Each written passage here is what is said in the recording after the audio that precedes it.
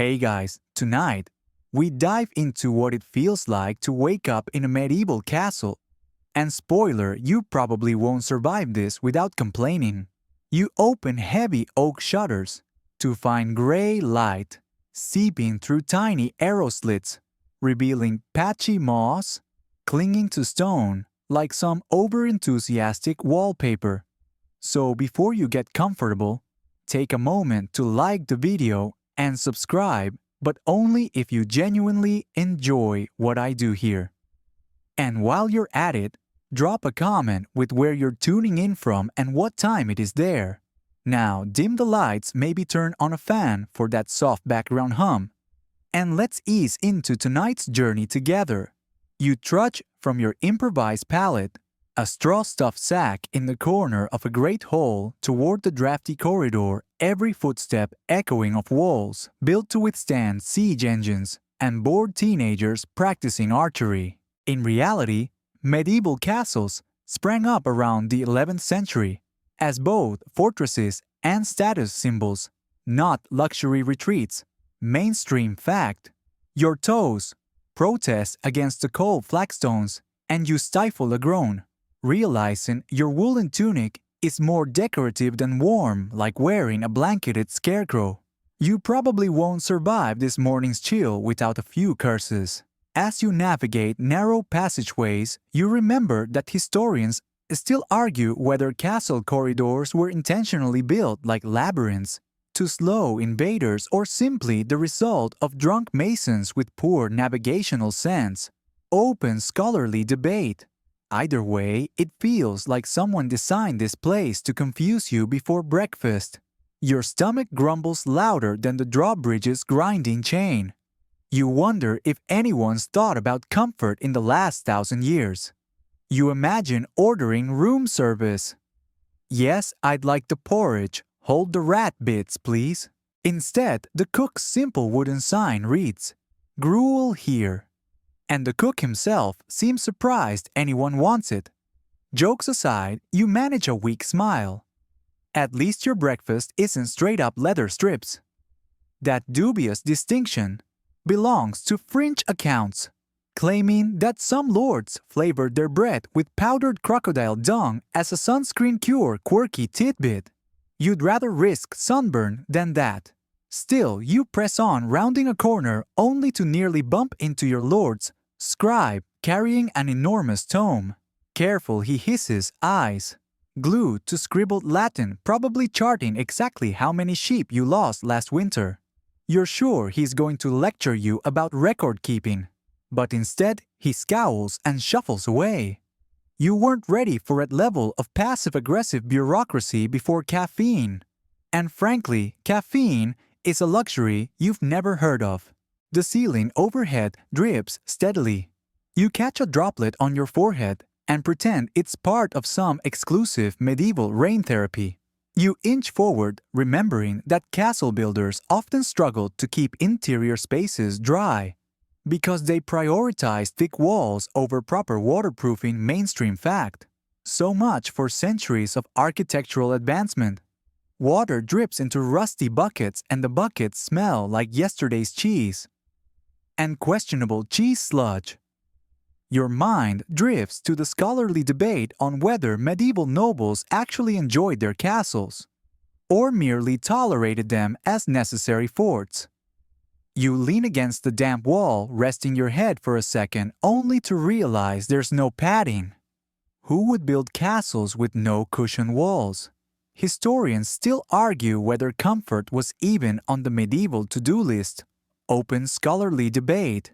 Not. As you finally slide into the great hall, a chorus of crows outside the narrow window reminds you that the siege tower practice target list is today's entertainment. Great. You might end up as live audition fodder for aspiring trebuchet engineers. The idea sends a nervous chuckle through you, one of your 3 jokes for the 1,000-word mark. Footmen step aside, leaving muddy footprints on the stone. You catch a glimpse of brightly colored banners, deep reds and blues, faded from years of exposure. They flutter softly in the draft like sleepy ghosts waving hello. You pause, imagining yourself swaddled in those banners for warmth.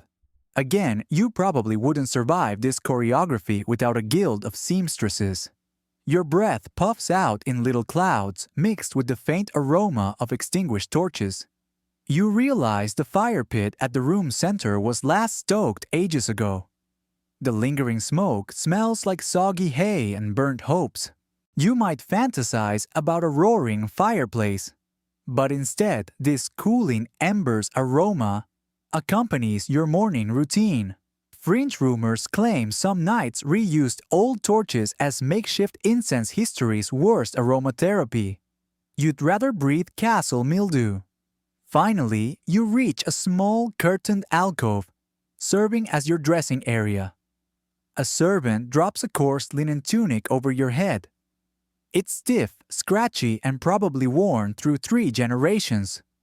You shrug it on, aware that real lords had multiple outfits, some even made of velvet, though whether they actually washed them or just fanned away dust is debated, quirky tidbit. Historians still argue whether medieval aristocrats bathed weekly, or whenever they could bear the chore. Open scholarly debate. Spoiler, it was not often. So here you stand, fully clothed in medieval regalia, ready to face another chilly morning in your stone cell or castle. You glance up at the narrow slits of windows, shivering, and wonder how long you can keep smiling in this drafty fortress. You remind yourself it's a bit like living inside a freezer display at the market, only with more pigeons nesting overhead. 3 jokes, done sensory detail woven in, and you haven't even had breakfast. You wake to the unmistakable aroma of medieval air freshener that is human waste, and wonder if you've accidentally signed up for a biohazard experiment. Your first step is over a wooden plank laid above the cesspit, where frankly everything you drop joins an impressive stew of bygone breakfast scraps and questionable liquids. Chamber pots sit in every corner like miniature thrones, ready to betray you at the slightest morning stumble. In fact, by the 12th century, most castles had garderobes, latrine seats, built into walls that emptied directly into moats, or common pits below mainstream fact. You perch yourself on a hollowed-out stone bench without much enthusiasm, trying not to gaze too deeply into the abyss beneath you. A slight breeze wafts unpleasant odors upward, confirming your worst fears. Bath time is optional, but oxygen is not. You grip the edge, praying the wooden seat doesn't collapse under you though. Honestly, given the lax building codes of the era, you wouldn't be surprised if it did. As you finish your business, you catch a whiff of something even more delightful. The leftover scent of last night's fish stew mixed with someone's foot odor. It's like "Oh, de I think I'm dying" bottled by nature. You probably won't survive a single hour without a face mask.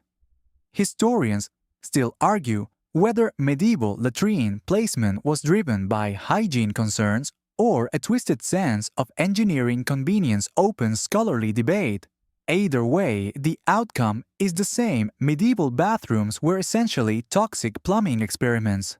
After a nervous glance over your shoulder, because privacy was an alien concept, you squat again to clean up with brace yourself moss. Yes, the same soft, green carpet that looks innocent underfoot doubles as nature's toilet paper. Quirky tidbit. You're torn between gratitude for its gentle touch and revulsion at the thought of how many others have relied on it. You trade that moss for a wad of modern tissues in a heartbeat. No debate there. Exiting the chamber, you try to discreetly wipe your hands on your tunic, hoping no one notices. Spoiler, they notice. A passing servant wrinkles her nose and sidesteps you as though you've just been dunked in the moat. You attempt a sheepish grin, but your cheeks burn brighter than the torchlight. You remind yourself this is their home turf. You're the unwelcome guest, who can't stop smelling like yesterday's carry-on luggage. Cesspits, you learn, had to be manually emptied by unlucky souls, called gong farmers, who shoveled waste under cover of night mainstream fact.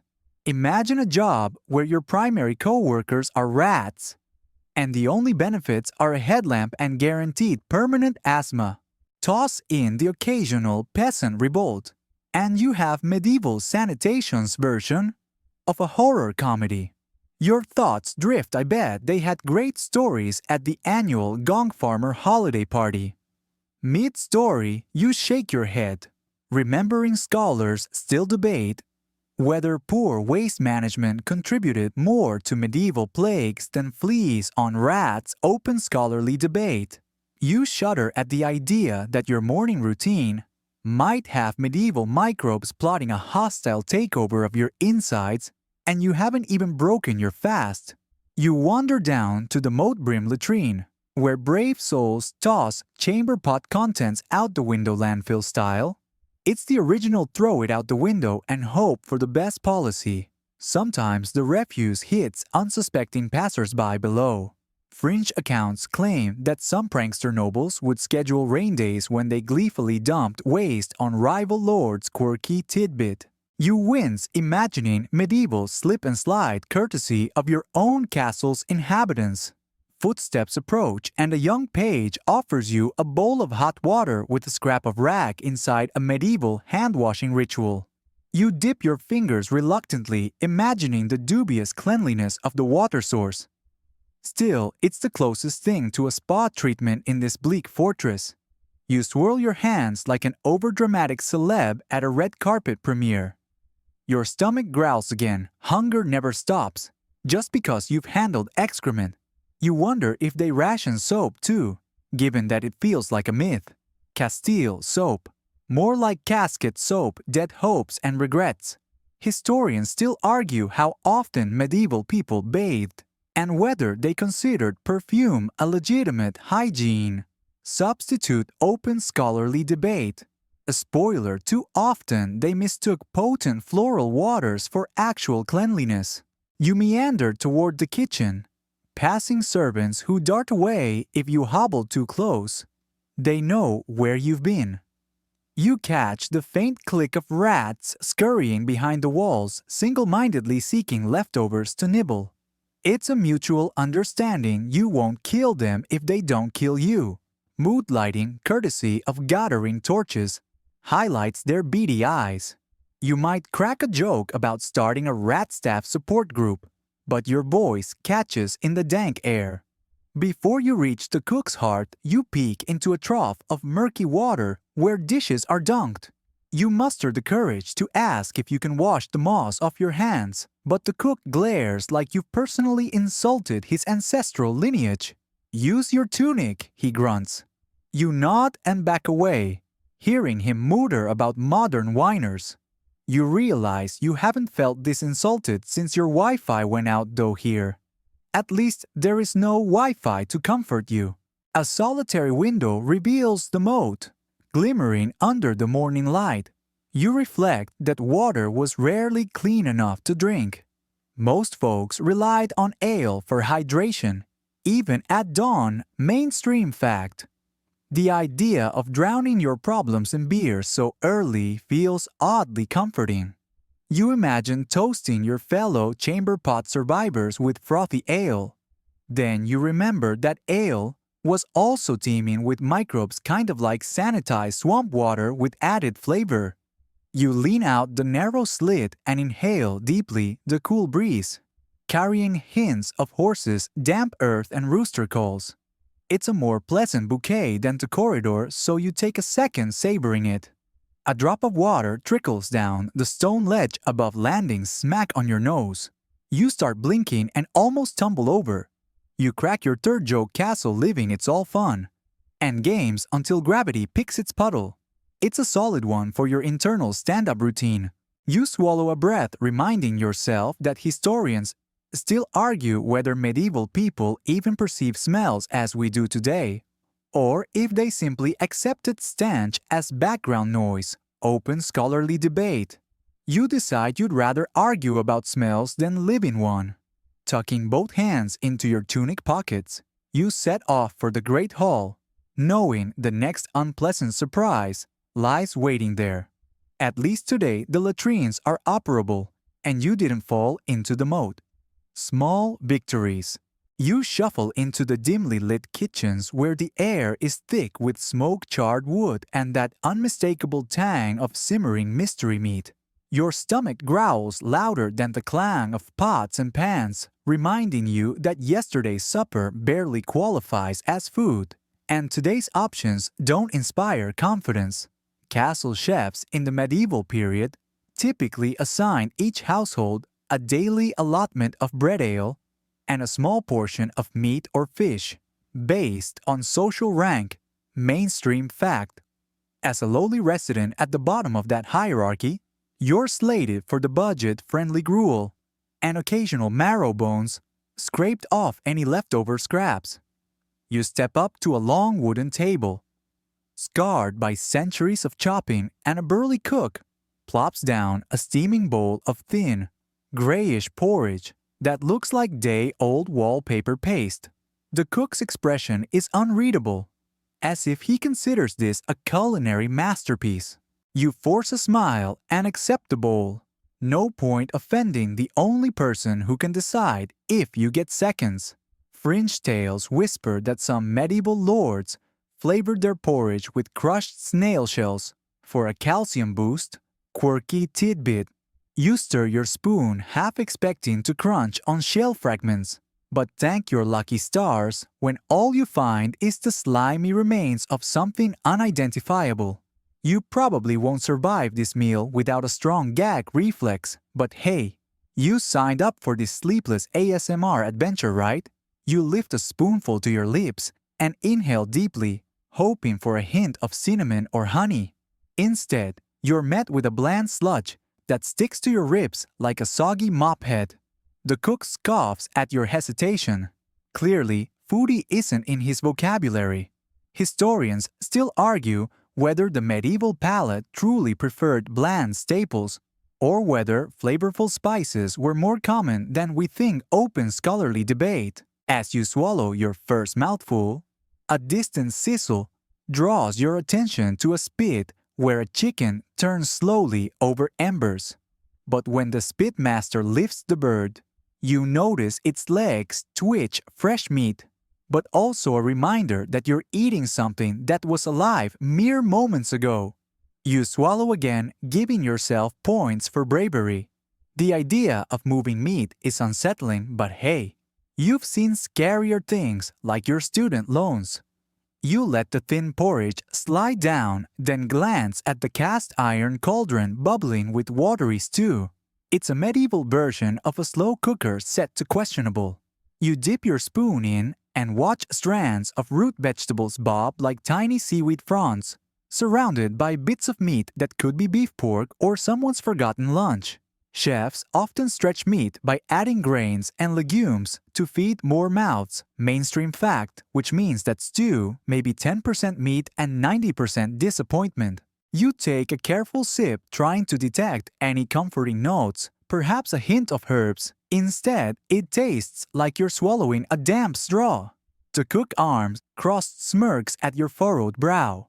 You remind yourself not to let modern expectations cloud your gratitude.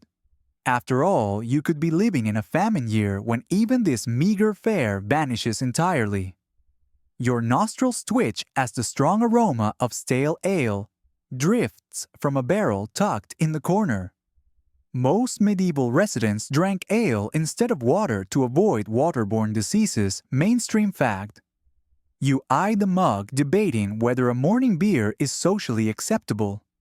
The cook catches your gaze and slides a foamy tankard your way. Cheers, more like medieval Gatorade. You lift the mug and sip gingerly. The sour, yeasty flavor coats your throat in a sticky veil of regret. It's like liquid bread gone bad, but at least it kills thirst. You pause spoon halfway to your mouth and crack a joke. To lighten the mood, I haven't tasted something this bland since my last dentist appointment. The cook grunts but doesn't laugh. He probably thinks your sense of humor is as undercooked as his stew. You tuck that aside as Section 3's first quip, reminding yourself to hit 3 jokes before bedtime. A sudden clang interrupts your self-directed stand-up routine. You glance up to see a pair of nobles sweeping past, draped in silk and velvet, carrying platters piled high with roasted boar candied fruits and spiced wine. Their laughter echoes off the stone walls like a taunt. You try to swallow a swallow without gagging, conscious that you'll never get a taste of that banquet spread. Historians still argue whether medieval nobles indulged daily in lavish feasts or simply showed off wealth through public spectacle. Open scholarly debate. You swallow your spoonful of gruel in solidarity with your poorer peers, thinking, I bet they'd trade their candied figs for a few shell-less snails right about now. You chuckle at your joke second one down. Despite the disparity, you find a strange comfort in tracing the steam rising from your simple bowl. The warmth soothes your fingers and reminds you that at least your meal is hot. No guarantee in a stone castle. As you finish the last slurp, you notice the cook wiping his hands on his apron. He gives you a nod that could mean well done or finally get out of my sight. Either interpretation is acceptable. You set the empty bowl aside, half expecting it to rattle or protest, but it sits quietly, its job complete. Unlike you, who is still hungry.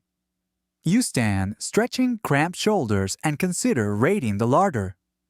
But shelves of salted fish and pickled vegetables do little to tempt you. Preservation techniques in medieval times relied heavily on salt, vinegar, and smoke. Mainstream fact. So most stored foods were aggressively flavored to mask spoilage. You'd prefer fresh fruit right now, but fresh produce was a luxury reserved for summertime fairs. And you're pretty sure your castle's cooks misplaced those on purpose.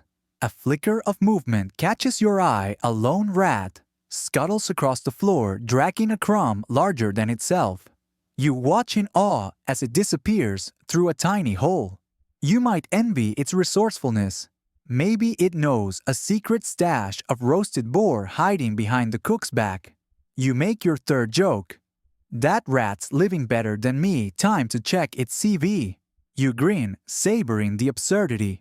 You realize you've hit the 3-joke quota for this 1,000-word stretch, and you still need to pack in one quirky tidbit, which you've already done with the snail shells. Check. And an open, scholarly debate phrase appears, twice sufficient for the section.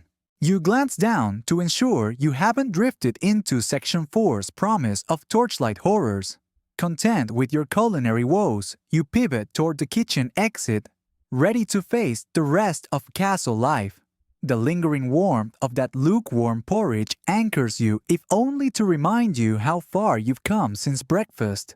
You slip back into the corridor as dusk settles in, and the only light comes from torches sputtering against the stone.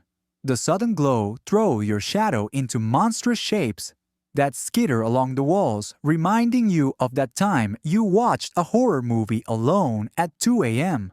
Only here, there's no popcorn, just the distinct scent of smoke and damp stone. Castle corridors rarely had windows. Instead, torches were your sole companions once daylight died. Mainstream fact. Too bad, torches have the attention span of a toddler. They flicker, sputter, and then gutter out, leaving you in pitch black uncertainty. 3 steps in, you realize you forgot to grab an extra torch. Your heart leaps as darkness swallows your vision, and you gasp because you've seen darker basements in horror flicks. Historians still argue whether medieval castles used as many torches as records suggest, or if they relied more on oil lamps that haven't survived open scholarly debate. In any case, the effect is the same. You're navigating a tunnel of obsidian uncertainty. You fumble along the wall, fingertips grazing cool, rough stone. Suddenly, your hand meets what could be a moisture patch, or worse, a slimy toad seeking the same warmth. You flinch back, murmuring under your breath, And then you remember you promised yourself a minimum of 3 jokes. You manage, well, ribbit or not, at least I'm not alone.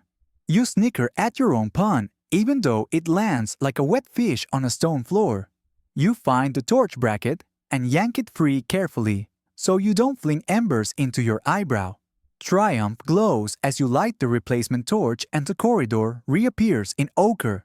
Conveniently, it reveals centuries-old scorch marks high on the wall. Evidence that torches occasionally got too enthusiastic, quirky tidbit. You'd prefer scorch marks over complete darkness any day. Plus, they add character like battle wounds on a rugged veteran. As you walk, you notice the floor stones are uneven, jutting out like sleeping dragons ready to trip you. Castle builders often reuse stones from older structures, resulting in a mishmash of sizes and textures. Mainstream fact. It's like someone played medieval Tetris with zero quality control. You catch yourself stumbling over a raised edge and nearly faceplant into a wall. You right yourself with a quiet smooth, as always, whisper joke number 2. Further down the corridor branches into a spiral staircase, carved directly into the rock. It winds downward in a dizzying spiral, designed to give right-handed attackers difficulty, since most swordsmen were right-handed defenders above. Had the advantage, mainstream fact. Historians still argue whether spiral staircases were strategic defensive designs or simply the easiest way to fit steps into tight towers. Open scholarly debate. Regardless, you're thankful for the narrowness. At least an invading horde can't storm through en masse. But for you, it feels like a medieval hamster wheel, especially as you descend. Halfway down, a skittering noise echoes behind you. You whirl around torch in hand, expecting an enemy guard or a monstrous rat. Instead, you spot a cluster of tiny bats hanging from the ceiling. They squeak in annoyance as you approach, not thrilled to have a human torch wielder crashing their nap. You stifle a squeal torch wavering like a surprised toddler, then steady it. You might have screamed, but hey, you're not dead yet, and that counts as progress. Bonus odd detail: some castles had bat alcoves, deliberately left undisturbed to curb insect populations, since bats are voracious bug eaters. Quirky tidbit. You press on to the end of the staircase and emerge into the underground passage to the kitchens where you just ate questionable stew. Torches bracket the walls here too, but their wax drips onto the floor, forming treacherous patches. You step gingerly, wary of slipping like an uncoordinated ice skater. You launch joke number 3. Next time I'll bring skates and maybe a GPS. Your torchlight reveals carved niches in the walls, places to set platters or store armor. The niches are covered in soot, and you run a finger across one to find a hidden carving of a smiling face, an anonymous medieval doodle from a bored soldier. Fringe tidbit. It's oddly comforting to realize people back then also felt compelled to graffiti their homes. Human nature remains consistent, ancient or modern. We love leaving behind cryptic messages. You navigate around an alcove filled with rusted swords and broken shields, battlefield hand-me-downs, waiting for repair that probably never comes. You feel the weight of history pressed against your fingertips. Centuries of warfare condensed into dented metal. Castle armories were central to defense, but often cluttered with unusable gear after a few decades. Mainstream fact. You wonder if some poor armorer guffawed at the idea of quality assurance, though more likely they lamented the next war. Pressing forward, you reach a small antechamber where the Lord Sentry stands perched. He nods at you solemnly, torchlight dancing in his eyes. Keep your torch tilted down, he advises in a low whisper. Smoke rises, but light doesn't have to. You nod gratefully, knowledge you won't find in your modern apartment's fire safety manual. You tilt the torch and the corridor ahead brightens more evenly. You mumble a thank you and realize that castle living may be archaic, but at least people communicated useful tips. Continuing, you pass stone benches where residents once rested if they were lucky enough to get a break. The benches are carved into alcoves and often serve as makeshift meeting spots for guards, comparing battle scars. An informal counseling circle, medieval style, quirky tidbit. You imagine the banter, "Hey Rob, how'd you get that dent in your helm?" "Oh, that, just the king's cousin, swinging mad with his mace." You nearly chuckle aloud, but swallow it. Better to save your voice for actual emergencies. At the corridor's end, you reach a heavy wooden door, studded with iron. It leads to the inner keep, the heart of the castle. You pause, torch held high, and push it open. The door groans like an ancient beast awakening, and you brace yourself. Beyond lies your next destination, one that promises even colder drafts, stranger smells, and a reminder of why you'll never take central heating for granted. With a final glance over your shoulder, you step through torch flame flickering against the gloom. The corridor behind you fades into the murk, but ahead, another adventure awaits. You exhale, ready for whatever medieval oddity greets you next. You push through the heavy timber door and find yourself in the castle's great hall, an expanse of stone pillars, long tables, and icy drafts that would make even penguins shiver. No central heating system here. Medieval castles relied on hearths and braziers to chase away the cold mainstream fact. Unfortunately, the Great Hall is so cavernous that the single fire pit flickers hopelessly against the vast stone floor, leaving most corners in freezing gloom. You stamp your feet, testing if any warmth has migrated this far. Nope. Still Arctic tundra vibes.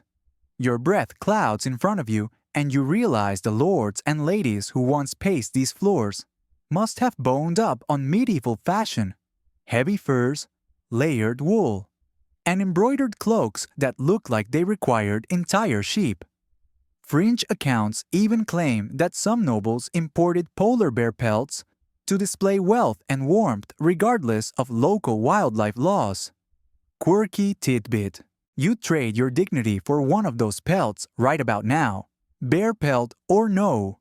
You trudge toward the dais at the end of the hall where massive tapestries hang, once vibrant, now faded like Instagram filters on medieval masonry. The tapestries depict battles, hunts, and mythological beasts. They also serve as primitive insulation, trapping pockets of air against the cold walls' mainstream fact. You run your fingers along the rough wool, marveling at how hand-woven artistry could also double as so-so climate control. As you step around a marble table, whose surface you suspect was polished by royal butts over centuries, you recall historians still arguing whether great halls were primarily social centers or simply practical meeting places for mustering troops. Open scholarly debate. Either way, today it feels like the world's draftiest conference room, and you're definitely not getting paid for this gig. Your teeth chatter, so you decide to entertain yourself. I feel like an overcooked soup dumpling left on the back porch of winter, you whisper, chuckling. A passing guard gives you a puzzled glance. Apparently, medieval humor didn't include soup metaphors. You shrug and press onward. Halfway along the hall, you spy a stone bench carved directly into the wall. You flop onto it with a thud, grateful for any spot off the frigid floor. You rub your arms and crack joke too. If only these walls could wear jeans. The walls, unmoved by your comedic prowess, remain stoic as ever. You shimmy your shoulders, trying to generate heat. Above you, iron chandeliers hang precariously from heavy beams, each flickering candle adding to the smoky haze. Researchers still debate whether candlelight in castles was more for ambiance or simply a necessity in the absence of windows. Open scholarly debate. Frankly, you'd settle for a dim LED bulb right now. The sweet hum of modern convenience sounds like a lullaby at this point. You gaze toward the hearth, noticing the blackened stone hearth marks a testament to fires, stoked month after month, year after year. Castle hearts required constant attention. Someone had to feed the fire with wood or charcoal. To keep it alive, mainstream fact. You imagine the fate of the poor hearth tender, eternally shoveling timber like a medieval Sisyphus. Jokes aside, you feel empathy. This person's arm muscles must have been legendary. Your mind wanders to the banquet tables, low benches, flanked by longboards where peasants once ate. Today, they're lined with wooden platters and goblets dusty and unused. Fringe tales suggest that some ambitious cooks dipped bread in grease, then sprinkled it with ashes to mimic black pepper when true spices ran out. Quirky tidbit. You resist the urge to lean down for a taste test. Bird droppings aside, you're not that desperate yet. You stand and pace, pressing your palm against the cold stone pillar. The surface is so bone-chilling it almost hurts, reminding you that those furs weren't just fashion statements, they were survival gear. You mutter, I've experienced tropical vacations more comfortable than this. Joke 3. Lands softly as your teeth briefly clack for effect. At the far end, two archivists sit huddled over parchment scrolls, their quills scratching away as they record daily expenses, wood use, grain consumed, and likely the cost of one shivering narrator's therapy sessions. Castle record-keeping was meticulous tracking resources to prevent shortages. Mainstream fact. You lean closer, hoping to spot a line item for emotional support for confused YouTube hosts.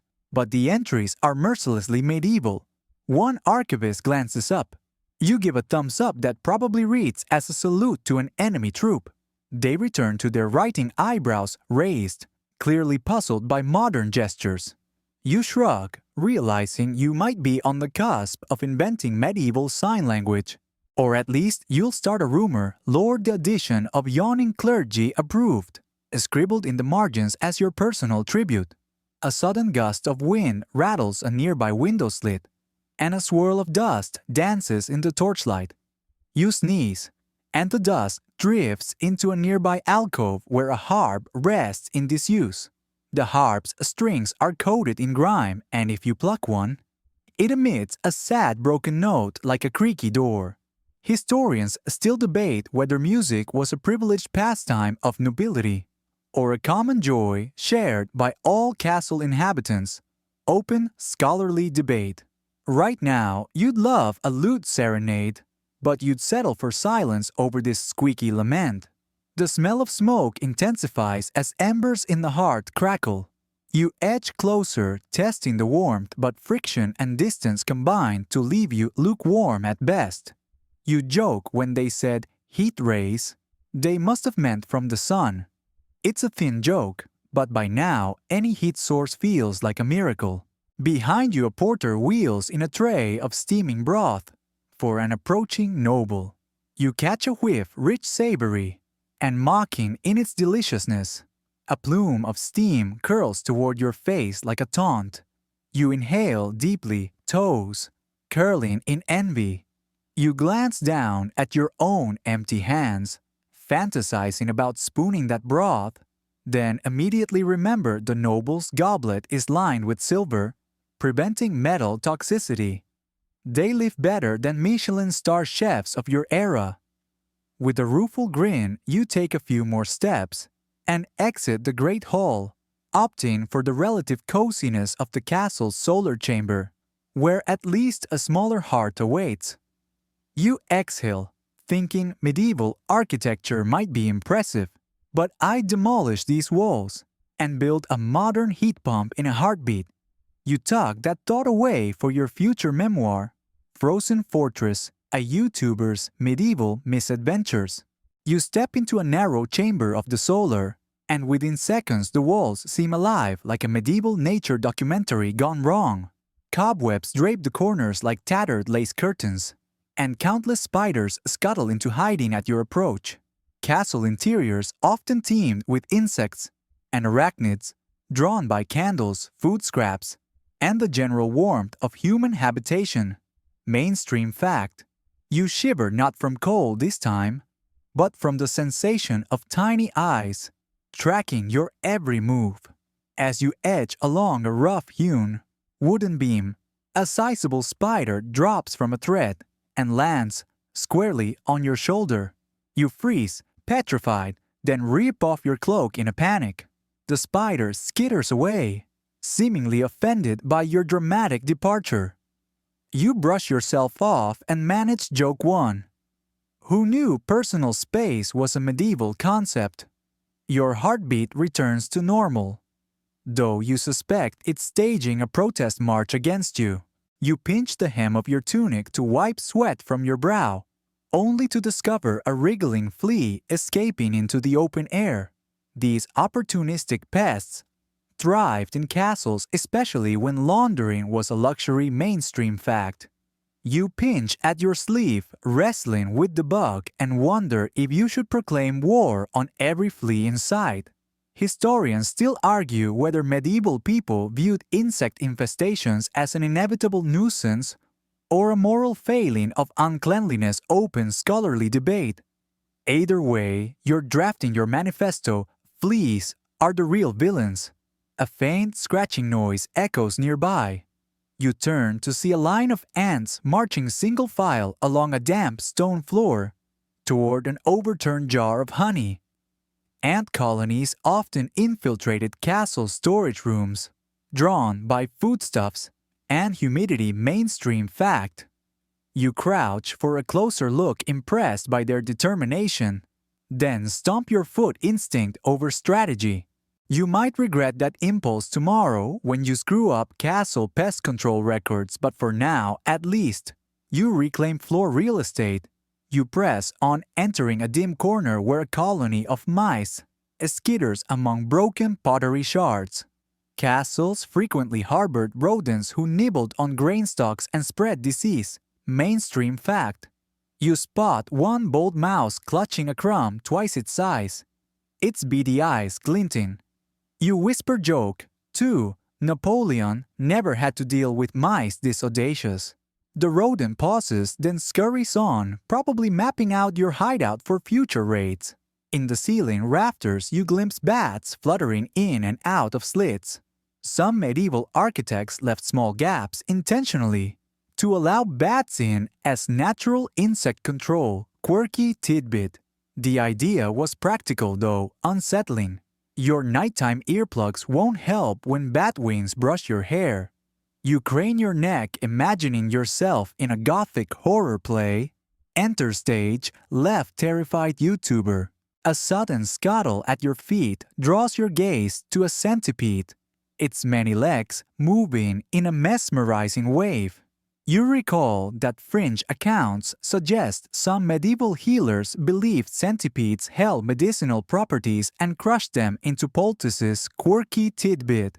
You grimace, thinking you'd rather hug a cactus than smear creepy crawler goo on your skin. Historians still debate how seriously such folk remedies were taken. Whether they were widespread practice or isolated curiosities. Open scholarly debate.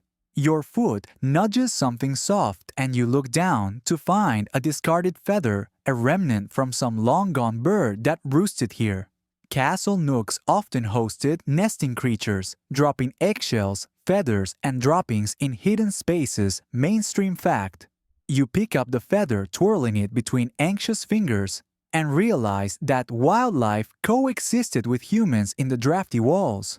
You sigh. This is nature's version of roommate living, and you didn't sign up for the lease. You press onward, flashlight torch in hand, weaving between sacks of grain, stacked barrels, and wooden crates that serve as makeshift furniture. Between the rat droppings and insect trails, you've never felt more like a guest in a communal bug hostel. You streak the beam across the floor and find a collection of beetle exoskeletons, discarding the shed shells of past tenants. Jokes aside, you appreciate that nature's recyclers kept some pests in check, though it hardly makes the scene any less stomach-churning.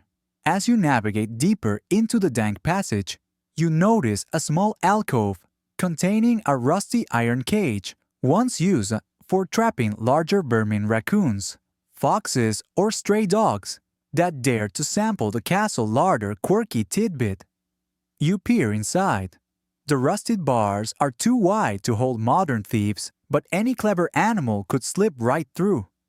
You imagine a medieval critter Robin Hood breezing in stealing cheese for needy woodland creatures.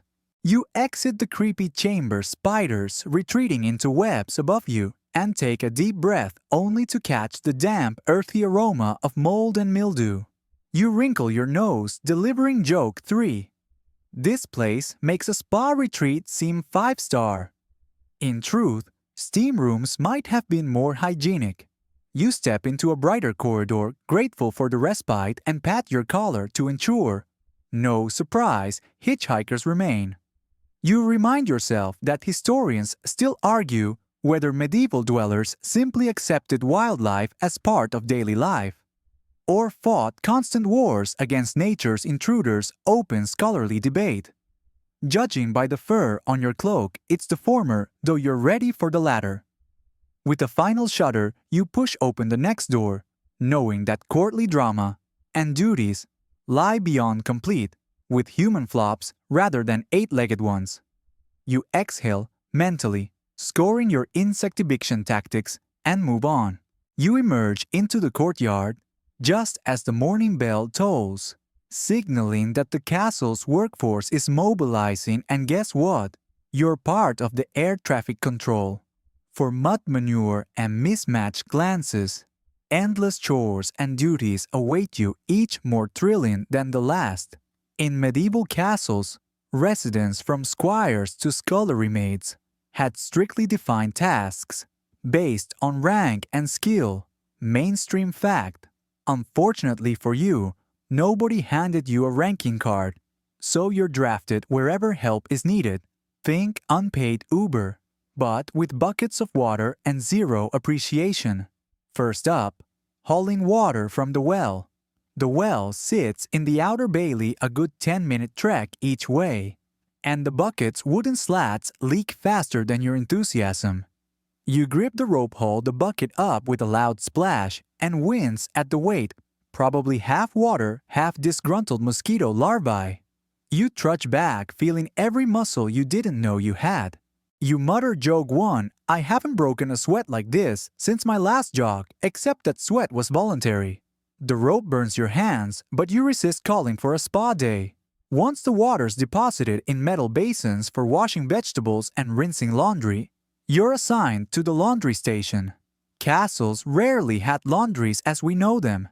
Instead, clothes were soaked in lye water and beaten on stones, or scrubbed by hand. Mainstream fact. You dunk a tunic into a wooden tub filled with soapy foam that smells faintly of urine. Lye reacts with ammonia, creating this aromatic masterpiece. You scrub vigorously, arms aching, and wonder if they offered medieval massage therapy for overworked launderers. Historians still argue whether lye laundry made clothes cleaner or just shredded them faster. Open scholarly debate. In any case, your tunic's thicker, but so are the holes. From laundry, you're swept into the scullery to wash dishes. The kitchen discarded scraps onto the floor for pigs and dogs. You're left with scratched wooden bowls and encrusted plates. You scrape off chunks, some of yesterday's stew, some likely of last week's stew, and dip them into hot water that's tepid at best. You jab at a stubborn stain and joke 2, this is the original Michelin 3-star treatment stars made by mold. The scullery steam warms your face, but the relief is fleeting. Next, you're sent to muck out the stables. Horses were critical for travel and warfare, and their stalls required constant attention. Mainstream fact. You grip the pitchfork and face mountains of manure that smell like eternal doom. You pitch each heap into a wheelbarrow, envisioning a parade of gardeners, thanking you for their fertilizer until you remember fertilizer wasn't exactly refined back then. Fringe accounts claim some medieval farmers used horse dung in their herbal remedies, cholesterol pills. Any one quirky tidbit You fork another pile and quip 3. I always wanted a career in landscaping. This isn't what I had in mind. As you trudge back through the courtyard, your arms heavy with tools, you spot a noble strolling by, accompanied by 2 pages bearing silk cushions. They pause to watch you have manure, then offer a perfunctory nod, before continuing on a path lined with pristine gravel. You scowl, but remind yourself it's part of the show. After all, lords needed contrast to highlight their privilege. Historians still argue whether this visible class division strengthened or weakened feudal bonds. Open scholarly debate. You tug that thought away as you dump your wheelbarrow into the compost heap. Finally, you return to the inner bailey to assist in the armory. Metal armor pieces clank as you polish helmets and breastplates. Armor maintenance was vital to ensure knights didn't become pincushions in battle. Mainstream fact. You buff a cuirass until it gleams past your reflection, and you barely recognize the mud-smeared face staring back. You give it a mock salute, Sir Shine-a-Lot, reporting for duty. Your bonus joke. The armorer grunts approval, though you suspect he's hard of hearing. You pause for a breath, wiping sweat from your brow, and realize you've done more cardio today than your entire gym membership has ever demanded. You glance at the horizon where the sun peeks through battlements and mentally tally your chores. Water laundry dishes, stables armor. You wonder if a medieval TikTok would include your routine. Castle life authentic. You doubt many followers would stick around for manure forks and rust polish. As the bell tolls again, you're herded back inside for Mass in the chapel. Your muscles ache in sympathetic solidarity with your ancestors, and you wonder if they received hazard pay. They didn't, but at least they didn't have to film it for clicks. You take a final sip from your water skin, moonshine, from yesterday's grog, and steel yourself for the next rotational assignment. After all, you signed up for an adventure, and here it is, an endless carousel of chores. You're ushered into the Lord's private chambers, where intrigue drips from every silk curtain and polished floorboard, and not just from spilled wine. Welcome to courtly drama, where whisper networks operate faster than medieval pigeons, and a misstep in etiquette can earn you an unwanted stay in the dungeon. Remember that time you thought your group chat was private? Here gossip travels via grapevine messenger and over-eager page. So your secrets aren't safe behind castle walls. Your escort, a perfume page, with an expression that suggests regretting this career choice, quietly closes the heavy door behind you. The room glows with candlelight reflecting off gilded mirrors, creating a kaleidoscope of opulence. Tapestries of past victories adorn the walls, but the real battles happen in hushed tones. In medieval courts, nobles maintained intricate hierarchies and alliances, often shifting loyalties like chess pieces. Mainstream fact. You feel like an outsider spectator in a game where the stakes are life, reputation, and maybe a slice of the Lord's leftover cake. You take a cautious step forward and nearly trip on a silk cushion embroidered with the family crest. You straighten up, brushing imaginary linen off your tunic, and joke one, I'd blame the rug, but I'm pretty sure it's plotting against me. The page smirks, relieved you're providing comic relief rather than court offense. At a polished oak table, the Lord himself lounges in a high-backed chair cloak, glimmering with jewels. His eyebrows arch as he studies you, part amusement, part calculation. Your instinct is to bow deeply, but you hesitate, unsure how low is low enough. Etiquette manuals of the time specified exact bow angles based on rank. Mainstream fact, but no one handed you a rule book. You give a half bow that probably reads as a weird head bob. He clears his throat and you adjust, muttering an apology under your breath. Tell me, he says in a smooth baritone. What news do you bring? You nearly choke. Are you supposed to have news? Your brain scrambles a rat. Delivered breakfast. The latrine collapsed, and someone swapped your ale for vinegar. You decide brevity is best, and reply, "Greetings, my lord." He nods curtly as if that's exactly what he wanted to hear. You mentally file away. Clarity is overrated here. Across the table, the lady of the house reclines on a chaise lounge, fanning herself with an ivory fan. You notice a pile of love letters, tied with a crimson ribbon at her elbow. Courtiers often engaged in romantic letter-writing campaigns. To curry favor or arrange alliances quirky tidbit. You wonder which noble authored these. Was it a secret admirer or a strategic alliance broker? Historians still argue whether these letters were heartfelt or purely political tools, open scholarly debate. Either way, the romantic in you is mildly scandalized. Suddenly, the chamber door creaks open. An arrival noble strides in boot heels, clicking like a drumroll. The tension thickens. You can almost taste it on your tongue. He bows to the lord but eyes you with a flash of suspicion, as though you're a spy sent to sabotage his lineage. You feel like you're in the middle of a Broadway drama without having auditioned. You joke too under your breath, "I hope my spy cover includes a decent accent."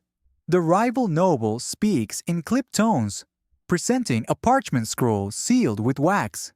The lord's eyes narrow as he breaks the seal and scans the text. You catch snippets, land disputes, tax demands, veiled threats about trading horses for hostages. This is courtly drama, at its finest negotiations, cushioned by silk brocade, but laced with the threat of steel. Medieval courts were often hotbeds of political scheming, with nobles forging and breaking alliances as judgment required mainstream fact. You remind yourself, tread lightly or end up wearing iron manacles. As the lord discusses terms, you notice the rival's sword hilt glinting at his hip. Fealty could be sworn with a kiss on a hand or with the unsheathing of a blade, and sometimes both. Candlelight reflects off the steel, reminding you that a small misstep could provoke a duel across the hall. Jokes aside, this silent warning sends a shiver down your spine. You manage joke 3, "I should have stuck to being a YouTuber." At least in the worst drama, there is a bad comment section. The discussion grows heated, voices raise. In polite indignation, hands wave in aristocratic flair, and you wonder if they'll call for a mediator or knights. You clap your hands together to conceal trembling. Staying still seems safer than brandishing humor now. Historians still debate whether medieval duels were common resolutions or largely ceremonial affairs, open scholarly debate. In either case, you're glad your role is spectator, not participant. Midway through this spectacle, a court musician enters with a lute offering to play for mood. You close your eyes, picturing a lute ballad about star-crossed lovers, something soothing to counterbalance the tension. Instead, the musician strums a discordant tune that sounds like fingernails on wood. You wince, recalling that musical training buried wildly across court's quirky tidbit. Even bards had off days. The rival finishes his pitch, and the lord gestures dismissively. The rival nods, turns on his heel, and sweeps out as dramatically as he enters. You exhale, but the chamber still crackles with aftershocks of that clash. The lord leans back, eyes half closed, and mutters, "You may go." You bow properly this time, aiming for 45 degrees, and retreat heart-racing as though you survived a gladiator arena, rather than a drawing room. Back in the corridor, you press your back to the cool wall, closing your eyes. The courtly drama's adrenaline drain feels like jumping into ice water. You remind yourself that beyond these ornate doors, more tasks await, like dining with the staff or cleaning the chapel. But for a few moments, you relished the quiet. You survived court politics without being accused of treason or seduction. That's a win. You crack a final whisper joke. I'm tagging that under extreme social anxiety training. You push off the wall and continue onward, ready for the next castle surprise, knowing that in this fortress drama lurks behind every velvet curtain. You're jolted from your brief respite by the echoing clang of the war bell, a summons that sends every pulse racing. Beyond these walls, enemies marshal their forces, and soon the castle will transform from a grand residence into a powder keg of fear and desperation. You probably won't survive this siege without at least one panic attack. Historians still argue whether early medieval siege tactics prioritized starvation or direct assault. Open scholarly debate. Either way, you're about to learn firsthand why castle living could suck in the most dramatic way possible. The courtyard thrums with activity as soldiers haul barrels of oil and pitch to the ramparts. You're drafted into filling buckets from the brazier for boiling oil, an unmistakably medieval weapon. Mainstream fact. You lift a bucket of scorching liquid arms, trembling, aware that one slip could scald you to a crisp. The heat bites at your face like a hungry beast. You force yourself to focus on the task. Keep the oil hot, keep it steady, and don't become an accidental casualty of friendly fire. You crack joke one through gritted teeth. Nothing like a little occupational hazard to spice up my resume. Above archers string longbows and crossbows in measured rhythm, preparing to rain shafts down on anyone foolish enough to approach the walls. You recall that medieval archery contests were national pastimes, but count on them failing to amuse you when real enemy arrows start whistling past your ears. Quirky tidbit. The cold steel of the battlements presses against your palms as you lean over, readying to pour oil on the attackers. Your heart hammers so loud, you wonder if the enemy can hear it. You remind yourself, stay calm. This is just extreme, wartime home improvement. Men shout orders in archaic dialects, their voices thick with adrenaline and terror. You realize there's no hiding urgency in a siege. Every man and woman is thrown into a fight or flight scenario, except there's nowhere to flee. Historians still debate whether castle defenders ever tried negotiating truces mid-siege or simply held out until relief armies arrived. Open scholarly debate. You wish for relief, ideally in the form of a surprise pizza delivery, though you suspect that option was never on the medieval menu. A great catapult thuds behind you, launching massive stones over the outer walls. You duck instinctively as the ground trembles, and bits of rubble rain down like deadly hail. The smell of hot metal and scorched earth fills your nostrils. Siege engines were masterpieces of engineering, capable of hurling projectiles weighing hundreds of pounds. Mainstream fact. Yet here you stand, a mere foot soldier in a patched tunic, staring at death by flying boulder. Charming. From the battlements you hear the creak of wooden hoardings, temporary wooden extensions built to offer cover, as defenders repelled scaling ladders. Mainstream fact. You climb up carefully, balancing the bucket of oil, and peer over the edge. Enemy soldiers approach, shields raise, ladders in tow. Your stomach knots. You tip the bucket, sending a cascade of searing liquid onto the lead climbers. Their screams pierce your ears, and the odor of burning flesh makes your eyes water. You squeeze them shut, gulping the acrid smoke. You mutter joke too. Talk about a hot welcome. Nearby, sappers engineers, specializing in tunneling, hammer away at the foundations, attempting to undermine the walls. Fringe accounts claim that some attackers used pigs' bladders filled with burning pitch to set wooden structures alight. Quirky tidbit. You feel uneasy watching the flames lap at the wooden beams beneath you, knowing collapse could come with a single spark. You push the thought away. Focus on oil. Focus on arrows. Focus on not fainting. Above you, an enemy trebuchet swings into view, hefting a flaming barrel instead of stone. A terrifying tactic meant to start blazes inside the castle. Mainstream fact. The barrel sails over and lands near the inner bailey, sending sparks skyward. Smoke drifts across the courtyard, obscuring vision. You cough, tasting ash. A soldier near you yanks a cloth over his mouth and nods smoke masks the next wave of attackers. You tighten your grip on the bucket and whisper, "At least the smoke hides my nails' lack of polish." Your third joke emerges despite the chaos, a small defiance. Sirens wail medieval horns, blare as villagers conscripted to fight muster behind the battlements. You realize this siege isn't just a fight for nobility, it's everyone's fight for survival. The hand-dug arrow slits become crucibles of terror as you spot enemy crossbow bolts thudding into stone just inches from your head.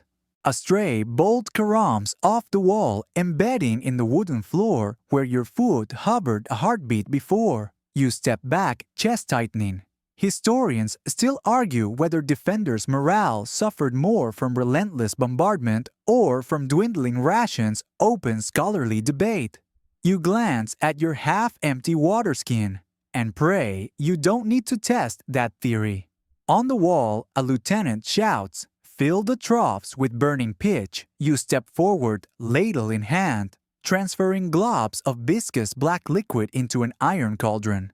The pitch was heated until molten and then poured over invaders with horrific results. Mainstream fact.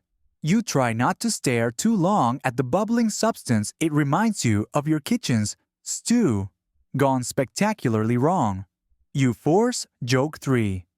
I always wanted to try fondue. This isn't what I had in mind. As the siege drags into its second day, exhaustion sets in.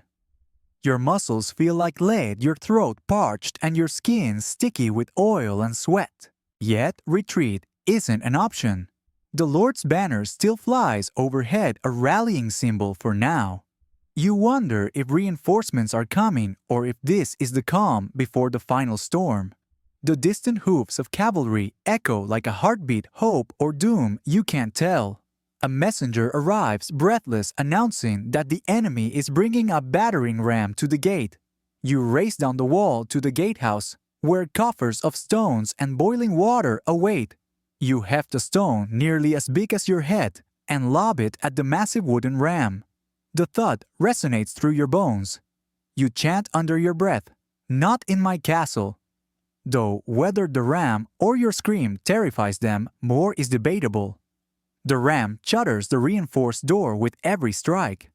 Splinters fly. Guards swarm behind you, pushing back against the incoming forces. You join the push, an absurd tableau of ragtag defenders and professional knights united in sheer terror. Each man's breath puffs white in the morning air, spurring you on. Finally, the ram's beam cracks and the gate holds. Fresh cheers erupt, fueling your adrenaline. You slump against the stone heart-pounding oil bucket at your side. You realize you survived your first siege morning. You might survive the next, but one never knows in castle life.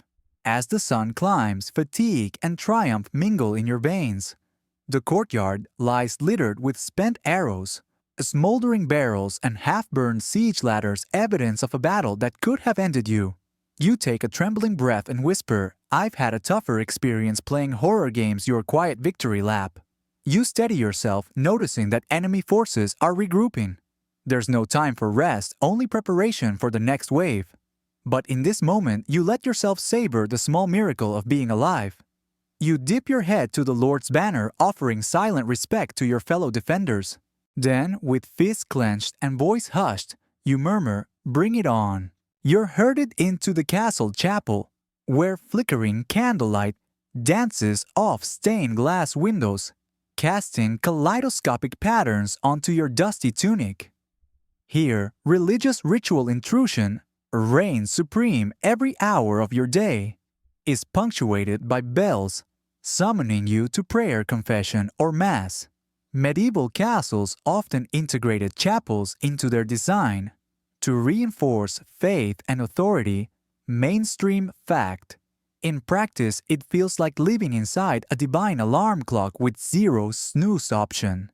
As you step inside, the scent of incense, frankincense, and myrrh wafts through the air, mixing oddly with the underlying aroma of moldy stone and crowded pews.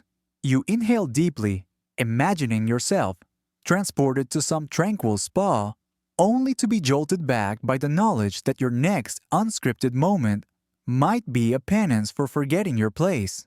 Historians still argue whether such constant religious observance genuinely deepen piety or simply impose monotony on castle residents. Open scholarly debate. A choir of monks stands at the front, chanting Latin hymns whose melody echoes in your chest like a gentle heartbeat. You're expected to join in at precisely the right moments, something akin to karaoke for the devout, minus the applause. You suppress a grin. Karaoke. More like, carry me away, you whisper to yourself. Joke 1. The acoustics are so powerful that your single off-key amen could shatter a goblet or at least draw the bishop's scowl. The chapel's vaulted ceiling soars overhead with ribbed arches, reminiscent of outstretched wings. You tilt your neck back, trying not to cricket, and notice intricately carved stone angels peering down, their faces frozen in solemn watchfulness. Fringe accounts claim some sculptors sneaked in hidden caricatures like gargoyles with mischievous grins to entertain themselves during long nights. Quirky tidbit. You squint, searching for a wink. No luck, but the idea warms you like the memory of a draught of ale. The next bell tolls and you arrange yourself in the back pew, wedged between a fellow laborer and the Lord's steward. The steward crosses himself with dramatic flair as if auditioning for a theatrical production. You dab at your sweaty brow. This pew doesn't have its frescoed fan. You remind yourself humility before the Lord, humility before the divine. But a little personal space wouldn't kill anyone. The priest ascends the pulpit, his robes trailing like a royal train across the stone. He opens his sermon with thunderous authority. Let us recall that God sees all, hears all, and forgives those who truly repent. You reflect that castle life offers ample opportunities for repentance, like accidentally knocking over a chalice or forgetting to bow during a procession. You crack joke, too, under your breath. Forgive me, Father, for I have misplaced my dignity. As the sermon progresses, you struggle to keep your eyes open. The rhythmic cadence, the hushed murmurs of amen, the warmth seeping into your bones. It all conspires to lull you toward a blissful nap. You waggle your toes inside your boots, but the rigid pew offers no escape. You chide yourself. This is medieval ASMR at its finest. You swallow a yawn, hoping the bishop doesn't notice. Suddenly, the choir shifts into a triumphant crescendo, and you jolt upright, rudely awaken from your near slumber. You imagine yourself a defiant pop star, dropped into a Gregorian chant concert. Cue the smoke machine. You joke 3, a silent wink to your inner comedian. But even your quiet humor feels like sacrilege in this hallowed hall. After mass candles are extinguished with solemn reverence, and you're guided outside, where a small altar stands beneath a vaulted arch. Here, devout knights and nobles kneel for private confession. You watch as one fellow whispers furtively, clutching a rosary. Some seasoned penitents confess to veiled misdemeanors, perhaps a misplaced bribe or an ungracious jest, then rise with serene expressions as if their souls just did a spa cleanse. Fringe narratives suggest certain confessions once included details about using powdered crocodile dung as sunscreen. A peccadillo only the bold would admit. Quirky tidbit. You shuffle forward, uncertain of where you fit into this ritualistic dance. A kindly novice offers you a simple wooden cross. Your turn to kneel. You lower yourself onto the cold stone floor, kiss the cross, and murmur a brief prayer. Thank you for keeping me alive. Through latrines, gruel, and rogue rodents, you suspect that doesn't quite count as official doctrine. But at this moment, authenticity feels more valuable than eloquence. Once absolved, you rise and join the procession back to the Great Hall. Torches line the corridor, their flames mirrored in polished armor, the same armor you buffed yesterday. You recall that chapel-to-hall processions were a daily affair, reinforcing the Lord's divine right to rule mainstream fact. In your version, the procession doubles as a medieval catwalk, cloaks, brushing stone sandals shuffling, and one wary narrator trying not to trip. Back in the Great Hall, chairs are arranged ceremoniously around the long tables. A low hum of conversation rises as servants place loaves of sacramental bread and goblets of spiced wine. You stir your tunic preparing for communion, though you're not entirely sure if you're eligible. The steward gives you a reassuring nod. You'll get the wafer but hold the wine. You smile, remembering that for many commoners, sacramental wine was a rare treat, often replaced with watered-down ale. Mainstream fact. You step forward, kneel at the altar rail, and accept the humble white wafer. It crumbles like stale bread against your tongue, comfortingly bland. You swallow and glance at the next goblet. You dip your lips expecting a sweet note of cinnamon, but taste only watered wine, more sacramental than sensory indulgence. You shrug internally, at least it's safe from microbial conspiracies. As you step away, you catch the steward's whisper, "Be thankful." You tuck that advice into your pocket and wander toward a side bench where you find space to stretch stiff legs. The polished stone floor feels shockingly hygienic compared to the chapel's carpet of dust and prayer, an unexpected bonus. You lean back, gazing at the flickering candles that fuel both sermon and social order.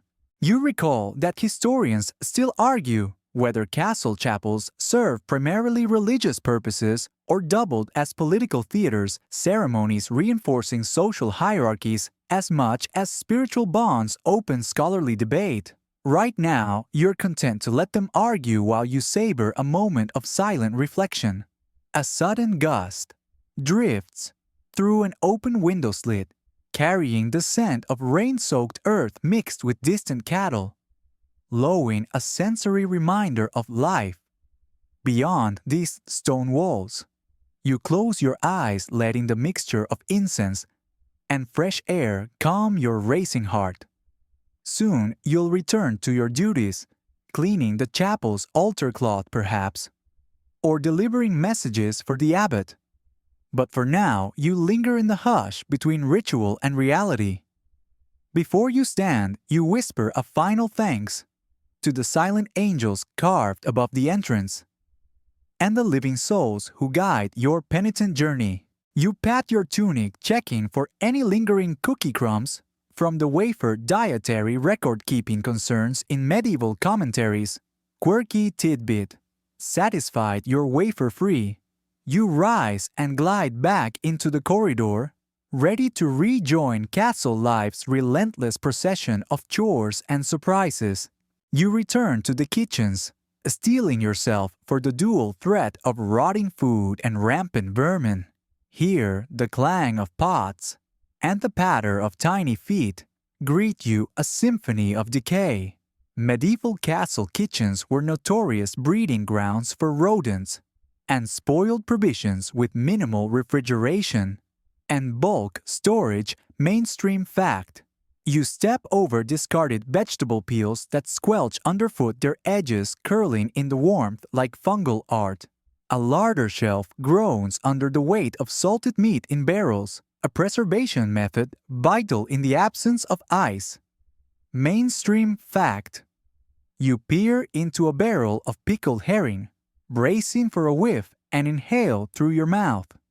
It's sharp enough to knock your senses into next week. You steady your breath and scoop a piece onto a wooden platter, only to spot wriggling maggots dancing in the brine. You gag, setting the fish back with a clatter.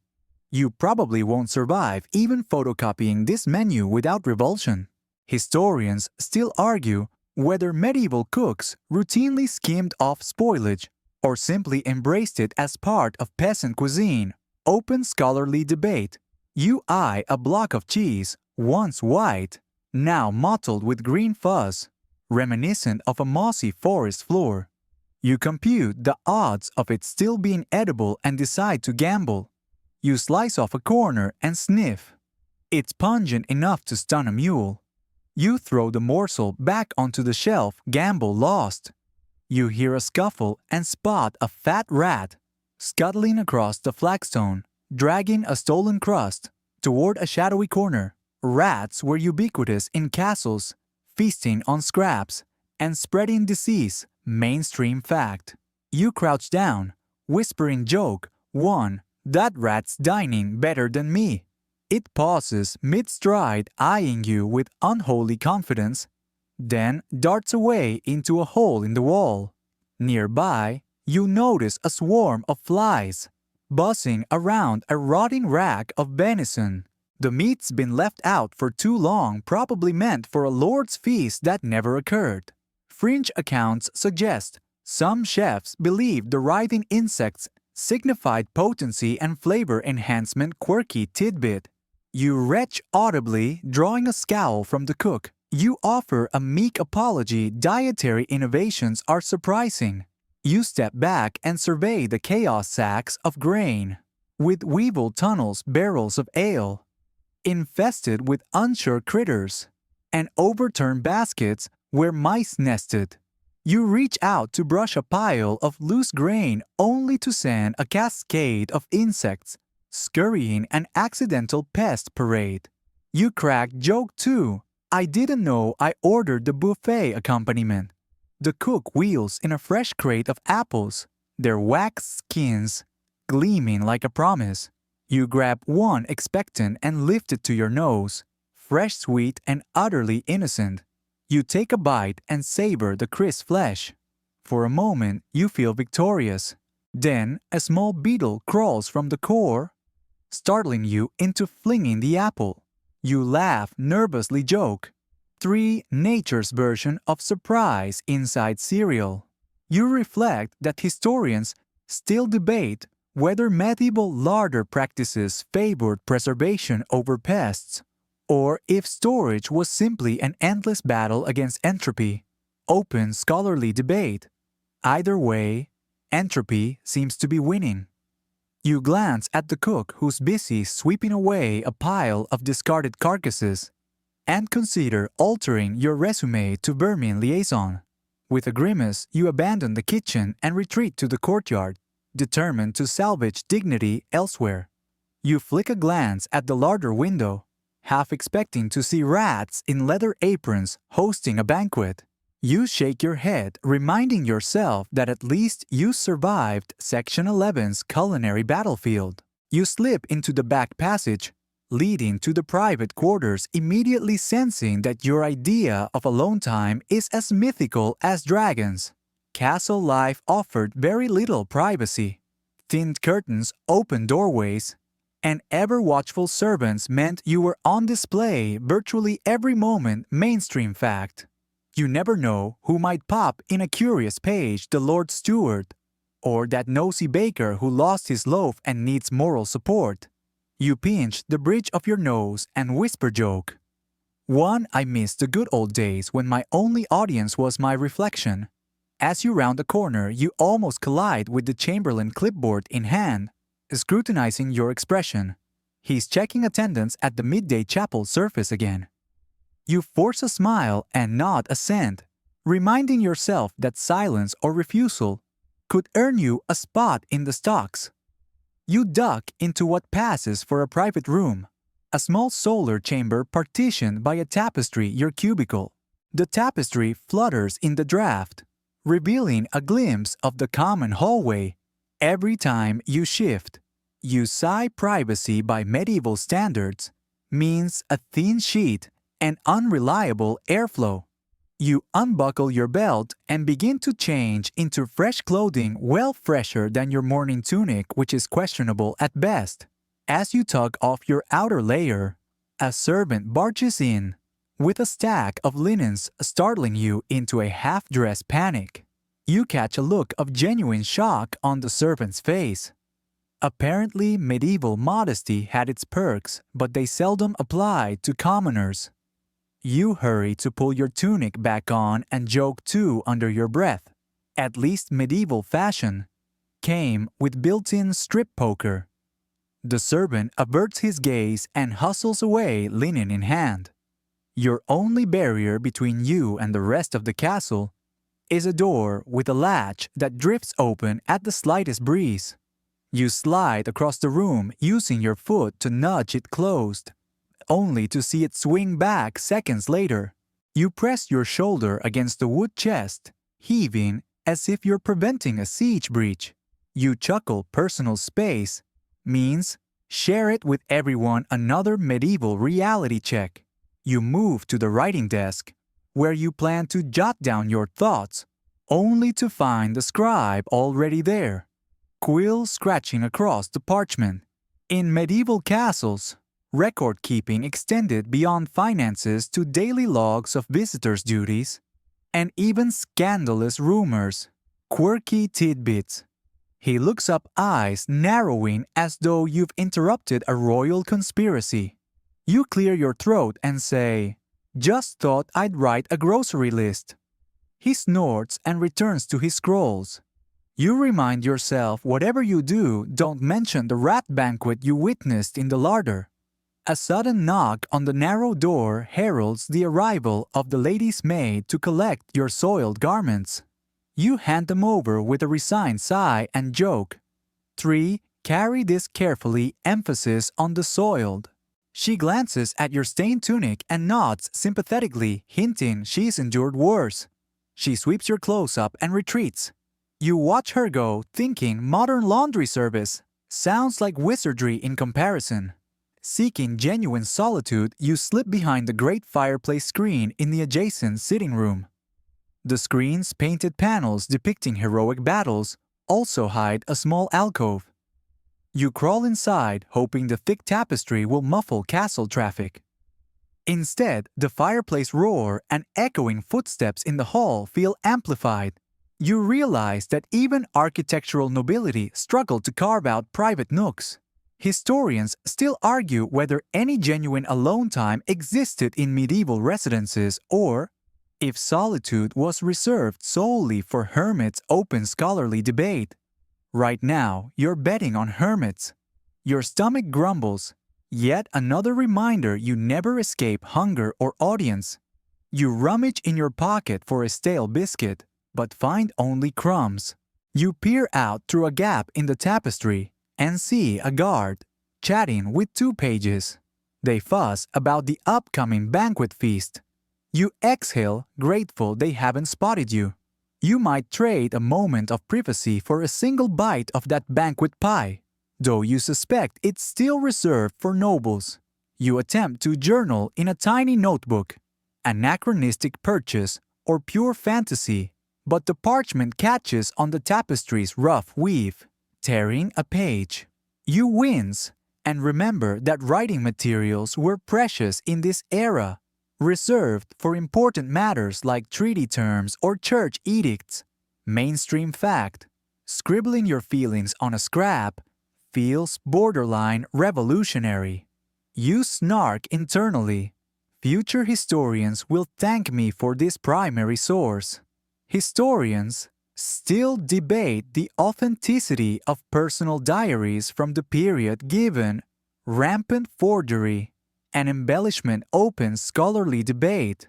With a frustrated sigh, you abandon writing and lean back, closing your eyes for a moment of peace. You half expect a page to slip in with a request for the Lord's dinner preferences. Instead, you hear silence, a rare treasure. You lean into it, exhaling, slowly, feeling your shoulders drop. Even the faint drip of water from the corridor seems less intrusive here. But the calm is fleeting. A servant's whistle pierces the hush, signaling time to report to the armory your next task. You step out from behind the tapestry, eyes adjusting to the room's dim light. You glance at the torn notebook page in your hand and tuck it into your belt, perhaps a souvenir of privacy's fleeting existence. You adjust your tunic and push the heavy door open, bracing for the next interruption. As you re-enter the hallway, you catch a fleeting moment when no one is looking. You savor that split second of anonymity, your medieval vampire hour. Then the hallway hum reclaims you. You exhale, reminding yourself that living within these walls means sharing breath space and secrets with an entire fortress. You march onward, chin lifted, ready to face the world's strict dress codes and social grid, because in a castle, privacy isn't a right, it's a legendary myth. You step out into the Bailey courtyard, just as the sun crests the high battlements, and immediately you feel like a discarded piece of meat roasting on an open grill. Medieval castles built of massive stone blocks absorbed and radiated heat relentlessly under the summer sun, mainstream fact. The stones beneath your feet sizzle, and you swear you can hear them whispering, "Welcome to the sauna." You flick sweat from your brow and joke, "Who needs a hot yoga class when you live in a medieval fortress?"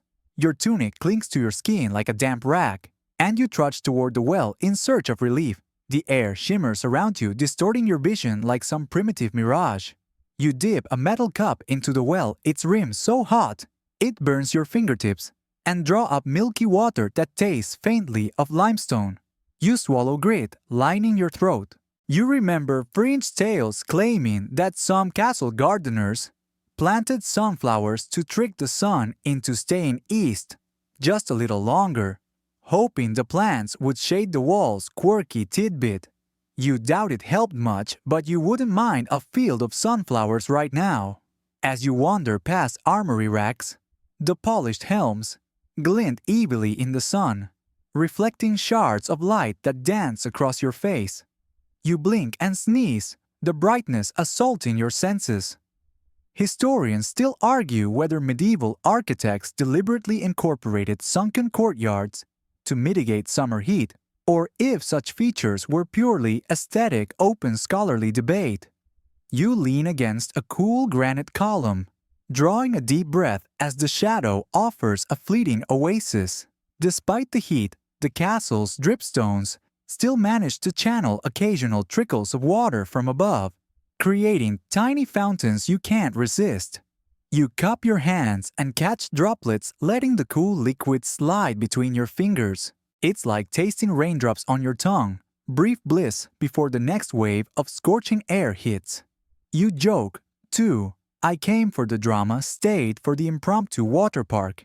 Meanwhile, inside the castle's inner rooms, the temperature soars to a stifling furnace. Feather-stuffed bedding becomes a swamp of humidity, and you realize that daytime naps are a luxury reserved for frost giants. Fringe accounts suggest that some lords employed servants to fan silk canopies overhead, creating rudimentary cool zones. Quirky tidbit. You trade your dignity for one of those fans, assuming someone remembered to refill it with ice. As midday approaches, you make your way to the shaded solar chamber, where a small brazier emits only gentle warmth. It's almost comfortable compared to the courtyard's inferno. You settle onto a wooden bench and drip beads of sweat onto the floor, leaving a tiny puddle at your feet. You remind yourself that modern air conditioning is not. You glance at the rafters above, noting scorch marks where torches once sputtered in humid air, proof that medieval heating and lighting technology struggled with seasonal extremes. Afternoon brings a sudden thunderclap, a storm rolling in from the west. You dash for cover beneath an archway, toes dangling over a dripping stone ledge. Within moments, rain begins its pitter-patter symphony, cooling the air and darkening the stone in smoky swirls. You lean your face into the misty downpour, arms outstretched, and laugh, a spontaneous release of tension. You joke, 3. Who knew the ultimate spa treatment was medieval rain shower number 2? The rain continues for hours, and soon, the courtyard turns into a shallow pond, reflecting the castle's walls like a warped mirror. You step carefully to avoid puddles deeper than your ankle height. You recall that castle builders often installed rudimentary drainage channels to divert excess water, but maintenance was spotty at best. Mainstream fact. You navigate around clogged drains, tangled with straw and debris, wondering whether a modern plumber could have made a fortune here. As dusk falls, you head back inside only to encounter the other seasonal extreme winter's icy grip. The long corridor is now a frozen tunnel, torches sputtering in cold drafts. You shiver, pulling your cloak tighter. No central heating means the castle interior cools to near freezing when the outside air drops below zero. Mainstream fact. Your breath fogs before you each exhales a ghostly plume, reminding you that warmth is a fleeting luxury. You trudge to the great hearth, where a handful of embers struggle against the cold. A hearth tender shovels on logs, sending a cascade of sparks into the gloom. You kneel nearby, letting the feeble heat caress your toes. It's enough to resurrect the feeling in your numb limbs.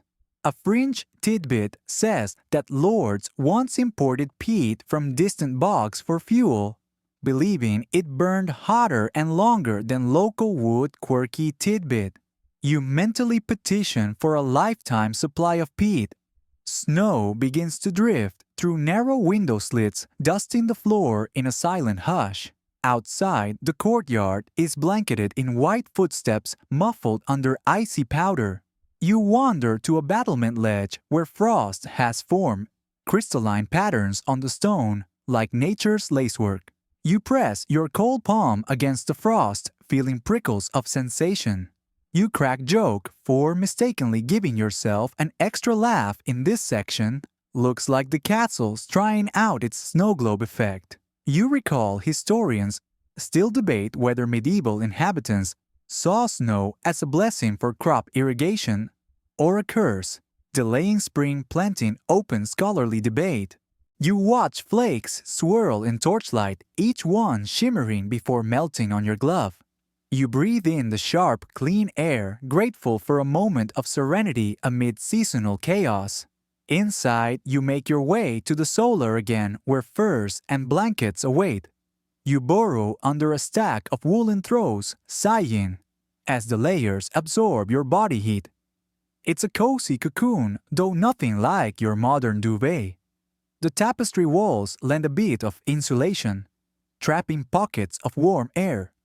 You wriggle deeper, mumbling joke. 5. I've never appreciated layers until I felt like a burrito of wool.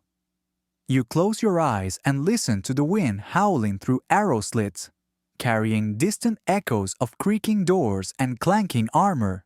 Your teeth chatter in time with the castle's heartbeat. Despite the cold, you feel alive, sensory extremes sharpening every moment.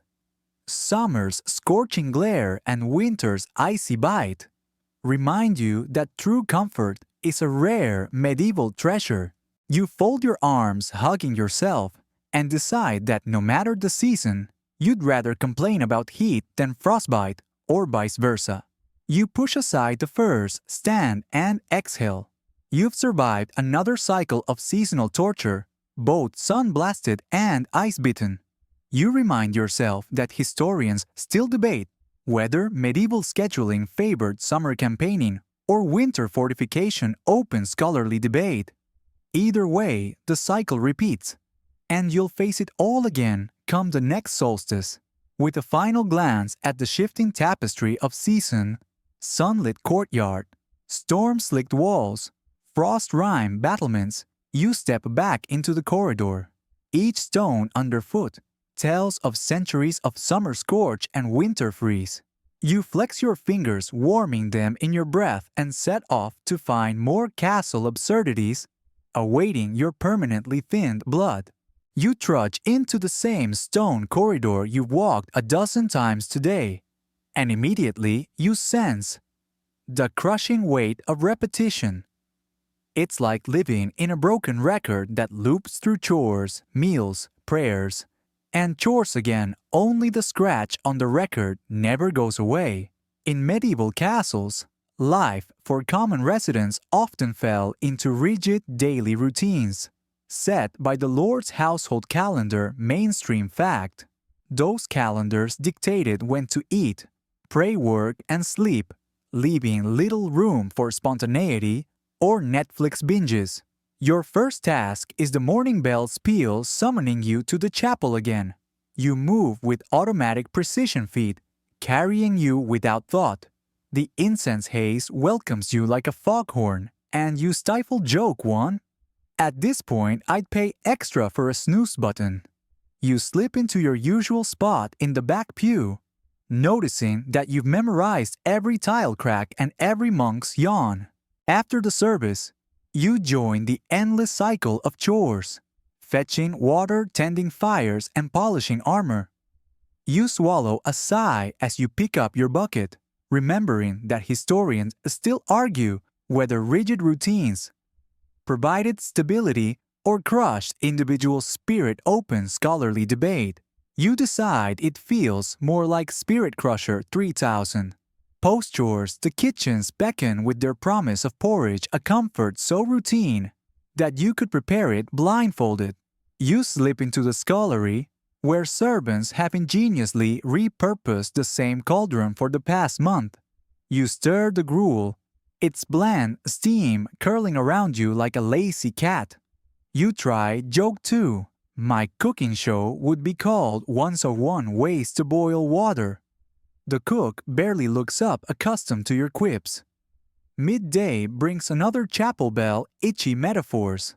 Aside, this bell single-handedly ruined every sense of time. You shuffle back down the corridor, passing banners you've seen so often, their heraldic symbols field tattooed onto your brain.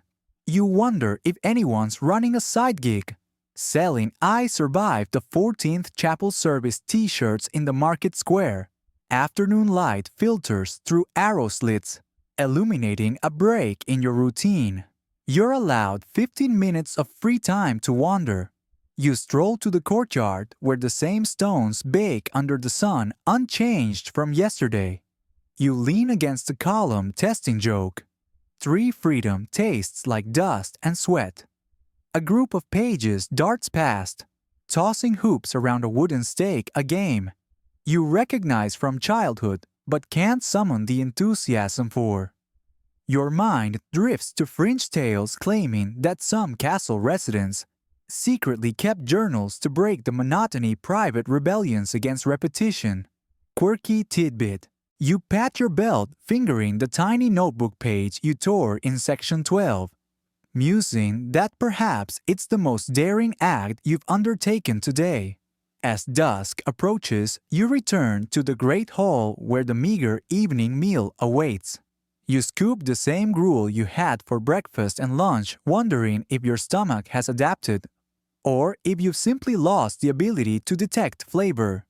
You swallow, finding only warm history and faint whispers of yesterday's dinner. You remind yourself that historians still debate whether repetitive diets led to creativity in spice usage or widespread flavor fatigue. Open scholarly debate. You suspect the latter. Nightfall brings one final chapel bell, because sleep without a soundtrack of peeling metal would be too luxurious. You kneel in the dim chapel, whisper a quick prayer for tomorrow's break in routine, ever the optimist, and rise to trudge back to your pallet. The corridor lanterns flicker, casting familiar shadows that feel like old friends you can't escape. You slide between straw-stuffed sacks in the great hall corner, the same spot you've claimed every night this week. You lie back, listening to distant snoring and the occasional drip from the ceiling. You crack joke 4 under your breath. Room service is slacking. The straw prickles your back, a sensation as comforting as it is abrasive. Your eyelids grow heavy as you reflect on the day's monotony, the endless loop of bells, chores, meals, and prayers. Yet, in that repetitive cycle, you find a strange rhythm, a heartbeat of castle life that pulses through every stone. You realize that even monotony can impart a sense of belonging. You're part of something larger, however tedious.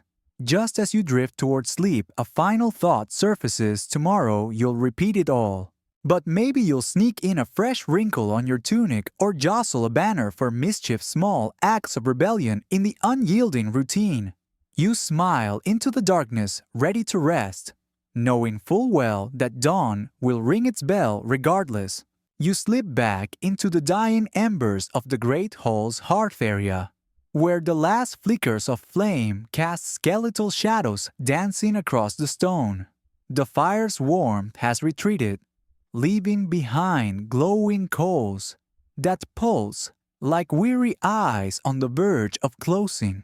You settle onto your straw pallet beneath the towering fireplace arch legs stretched toward the dwindling heat. In medieval castles, hearth fires were tended day and night to stave off the relentless cold. But as coals fade, so does that comfort mainstream fact. Tonight, the hearth tender has moved on to stoke other fires, and you're left with a handful of dying warmth and a chorus of crackling whispers. Your ears pick up the soft hiss of cooling stones as steam escapes from unseen moisture within. You close your eyes briefly, imagining the castle walls breathing out centuries of heat. A draft from the arrow slits picks up rustling banners overhead and sending a shiver through your spine. You pull your cloak snugly around your shoulders. The wool is coarse against your skin, but still better than nothing. Fringe accounts suggest that some attendants would sprinkle herbs on embers to produce soothing scents. Lavender from the southern hills or rosemary from walled gardens. Quirky tidbit. You sniff the air, smoky, dusty, and faintly herbal. Though whether that's intentional or simply the remnants of last week's incense, you're not sure. Your mind drifts through the day's ordeals. The grime of the latrine, the bland gruel, the torchlit corridors, the frozen great hall, the spiders and rats, the endless chores, the whispered court conspiracies, the thunder of siege engines, the hush of the chapel, the rot of the kitchen, the claustrophobia of no privacy, and the tyranny of routine. Despite the misery, a strange camaraderie weaves through every hardship. Peasants, pages, soldiers, and scullery maids, bound by shared curses against the cold, and shared sighs at the bells. You exhale slowly, recognizing that this worn heart is the heart of their world beating through every flame and ember. A sudden pop echoes as coal splits, showering sparks like fleeting fireflies. You watch them drift upward, tiny motes of light against the gloom, then wink out against the cold stone ceiling. You imagine those sparks as memories, moments of warmth, brief highs in an otherwise monotonous routine. You smile thinly, whispering joke, one spark of hope, or herald of nightmares. Tough call. The banners overhead are tattered, and the heraldic lions and eagles faded from years of torch smoke and wind. Yet they still hang, guardians of lineage and legacy. You reach up and touch the nearest banner, feeling the ribbed weave beneath the soot. It offers a sliver of privacy. In this open expanse, a pocket of color against gray stone. You press your back against the hearth's cool edge, letting the banner's weight lean into you. It's a silent lullaby, history's tapestry, cradling a lonely soul. The candle sconces lining the hall have long since emptied their wax. Their porcelain holders bear the scars of past flames. You remember that some nobles would pour oil into floor-level dishes to create pools of light at ground level, a form of mood lighting or alarm system, depending on errant torches. Quirky tidbit. You'd give anything to borrow one of those oil dishes now to flood the room with gentle lamplight. Instead, you settle for the faint glow of embers and your racing imagination. Your throat feels dry from the day's dust and tiny sips of ale. You reach for your skinflint water skin, peeling back the cork to release a faint hiss of stale air. The water inside is tepid tasting of leather and limestone. You sip carefully, savoring each drop, as though it were wine. Historians still debate whether medieval water was drinkable or universally avoided in favor of ale, and wine opens scholarly debate.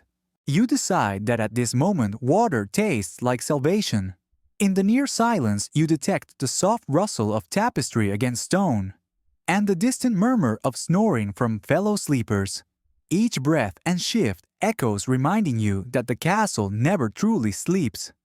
You shift your position, noticing how every movement sends a cascade of straw bits drifting onto the floor, the remnants of centuries-old mattresses.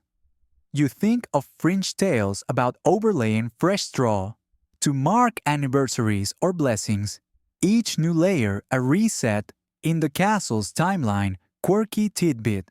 Perhaps tonight you add your layer of memory to this living monument. A single drop of water plinks onto the hearth's stone ledge, the sound stark in the hush. You track its origin, perhaps a leak in the roof or condensation from the hearth itself. Either way, it feels like a tiny drumbeat in the march of night. You close your eyes, matching your breathing to that rhythm in and out. Steady, steady. The call returns with a sigh, reminding you that embers cannot last forever. You clutch your cloak, letting its folds cocoon you. You recall the castle's builders painting walls with lime wash in summer to deflect sunlight, and that winter plasters did little to stop the cold mainstream fact.